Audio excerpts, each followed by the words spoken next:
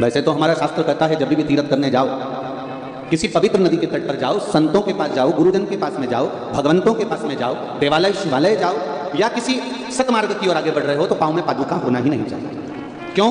क्योंकि आधा चित्त, आधा मन, आधा टेंशन तो आपका उस पादुका में लगा रहता है कि भाई है कि गई, आधा टेंशन तो वहाँ लगा रहता है, ध्यान लगा रहता है बार बार। कई बार चली भी जाती है और जाने के बाद कितना टेंशन होता है कि अब मैं किसकी ले जाऊँ। चिंता तो व्याप्ति है, ऐसा नहीं कि चिंता नहीं व्याप्ति होता है। तो यहाँ पर हमारा सनातन धर्म कह रहा है कि एक मांग का टीका, एक पादुका और एक छाता। इसलिए हमारे सनातन धर्म में जब किसी का मृत्यु हो जाती है या कोई किसी के घर में कोई उद्यापन करता है या कोई बड़ा आयोजन करता है या कोई पूजन कराता है तो उसमें पद की महत्वता होती है। उस पद में दो चीजें बड़ी खास होती है, एक पांव की चप्पल और एक छाता। आपने देखा होगा कि अगर कोई समाप्त भी हो गया, मर भी गया, तो उसके बाद में जो पंडित जी को सामग्री देते हैं उसमें चप्पल, जूता या फिर छाता और वस्त्र, जनेऊ आदि आदि, गौमुखी, माला, लोटा, गीता जी और ये सभी चीजें प्रदान करी जाती है। पर शास्त्र कह रहा है उसका कारण क्या है, क्यों देते हैं ब्राह्मण को कि भैया ये हमने यहाँ तुमने उद्यापन कराया, इसमें ये पद दिया गया है, हमने कपड़े भी दिए, इसमें जूता भी रख दिया, चप्पल भी रख दिया, छाता भी रख दिया। छाता और चप्पल की महत्वता क्यों कही गई? क्योंकि ये दो चीजें ऐसी हैं जिसमें काल समाया हुआ है। जब हम किसी को ये प्रदान करते हैं तो ये मानकर करते हैं कि हो सकता है हमारे जीवन में कोई दुख हो, तकलीफ हो, कष्ट हो, रोग हो, बीमारी हो, तो इसके दान करने से समाप्त हो जाता है। राजा परीक्षित के मस्तक पर सोने का मुकुट आया, वो भी जरासंध का आया और वो जरासंध का मुकुट राजा परीक्षित पहनकर इतने आनंदित हो गए, इतने आनंदित हो गए, उनको लगा ये रतन से जड़ा हुआ है, ये हीरे से जड़ा हुआ है, बड़ा सुंदर है, बड़ा सुंदर है। उनको कितना प्रसन्नता होती है, कितनी प्रसन्नता होती है कई लोगों को सुंदरता का स्वरूप देखकर। कई लोग अगर ज़्यादा सुंदर होते हैं तो दर्पण के सामने लगे होते हैं। एक पति पत्नी घर में बैठे हुए थे, फ्री थे, घर में घुस गई बहुत सारी मक्खी। दोनों को टेंशन हो गया, ये मक्खियां कहां से आ गई? कंपटीशन करते हैं कौन कितनी मारती। दोनों ने कंपटीशन किया, पति ने भी मक्खी मारी, पत्नी ने भी मारी। पति 2 मक्खी मारकर लेके आया और पत्नी के पास आकर बोला मैंने 2 मार दिए, ये स्त्री है, ये पुरुष है, ये नर है, ये मादा है। अब पत्नी को गुस्सा आ गया, कैसी मूर्खों जैसी बात करती हो, तुम्हें अकल है नहीं कि थोड़ी बहुत भी? क्या मक्खी भी स्त्री और पुरुष होती है? और तुम कैसे पहचाने मक्खी को कि ये स्त्री है, ये पुरुष है? अरे तुझे क्या मालूम, जो मक्खी ये मैं पकड़ के लाया हूं, ये कांच पे बैठी थी, दर्पण पे, और ये ऐसे ही घूम रही थी, तो मैं समझ गया था दर्पण पे चिपकी हुई है मतलब स्त्री ही है पक्का, और ये जो मक्खी है घूम रही है, ये मैं समझ गया ये पुरुष है, इसको समझ। 3 चीजें हमारे यहाँ साथ कभी किसी की नहीं है। जम के बोलो, पहला मांग का टीका, दूसरा पाँव की चप्पल और तीसरा छाता। ये 3 चीजें कभी नहीं लेना किसी की। अगर आ भी जाए तो उसको वापस कर देना चाहिए, साहब ये आपका आ गया, लेकर चलो, पहुंचा दो उसको।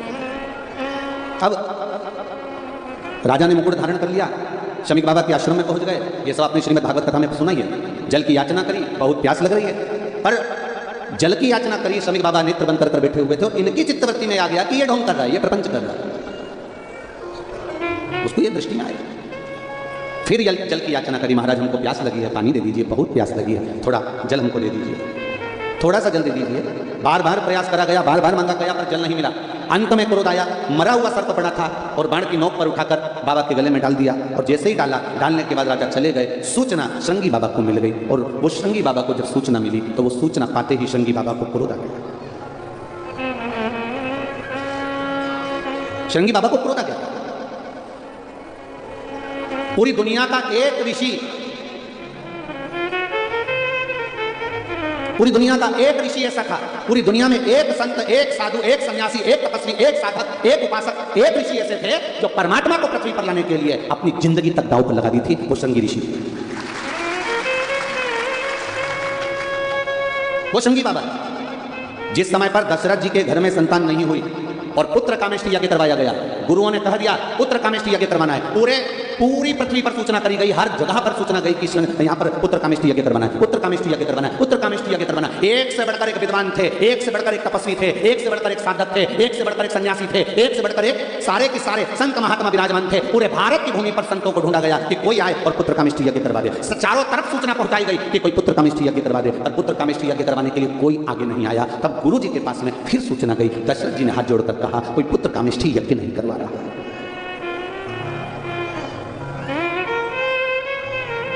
कोई पुत्र कामेष्टि यज्ञ नहीं करवा रहा। कारण क्योंकि यज्ञ, पुत्र कामेष्टि यज्ञ का एक विधान है कि पुत्र कामेष्टि यज्ञ जिस भूमि पर होता है, उस भूमि पर जो यज्ञ करवाने वाला यज्ञकर्ता होता है, उस यज्ञकर्ता को पूरी जिंदगी उसी जमीन पर रहना पड़ता है। उस भूमि के बाहर वो एक कदम भी नहीं निकाल सकता। तो कोई संत, साधु, सन्यासी, तपस्वी, ऋषि ऐसा नहीं था जो एक जगह पर पूरी जिंदगी निकाल सके। तो उन्होंने सोचा भैया यज्ञ कराने वाला कोई नहीं। तब गुरु जी ने कहा एक हो सकता है, कौन?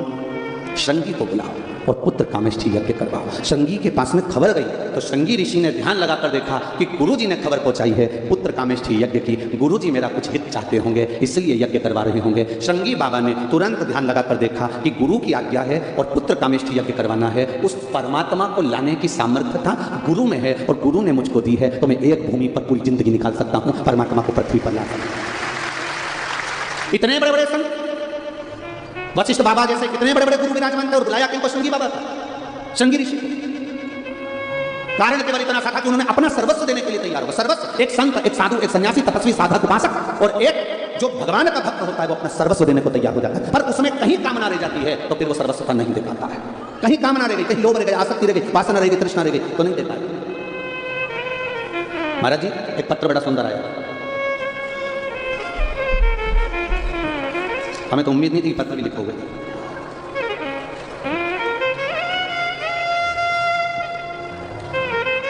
शंभु शरण पड़ी काटो दया दिव्या केसरवानी, प्रयागराज, मुट्ठी गांव से हूं। आप ही ने लिखा है, आपने लिखा है प्रयागराज कभी नहीं भूल पाएगा आदरणीय सतुआ बाबा जी का एहसान। ये पत्र लिखा है।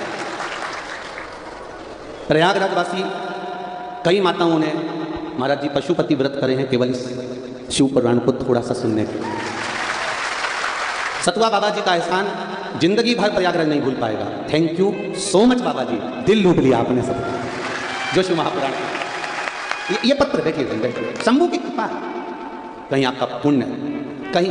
और मेरा निवेदन है, भले मैं मानता हूं कि गेट लगा है, पर्दा लगा है, आपको हमारा दर्शन नहीं हो रहा होगा, हमको आपका दर्शन नहीं हो रहा होगा, पर एक फिल्म में एक शॉट देखा था बड़ा सुंदर, वो तुझसे मिलने के लिए तेरी कसम, एक मुलाकात। महाराज जब हमने उसको देखा तो उसमें बताया था ना वो उसको देखती है ना वो उसको देखता है, फिर भी इतना अटूट प्रेम रहता है कि आखिरी में एक बार तो ट्रेन चलते चलते चलते चलते और दिख ही जाती है। तो आपका विश्वास और आपका प्रेम इस व्यासपीठ से कहना चाहूँगा, प्रयागराज की भूमि से, आप कहीं पर भी बैठकर कथा सुन रहे हो, ये विश्वास करता महादेव का एक बार दर्शन जरूर होगा।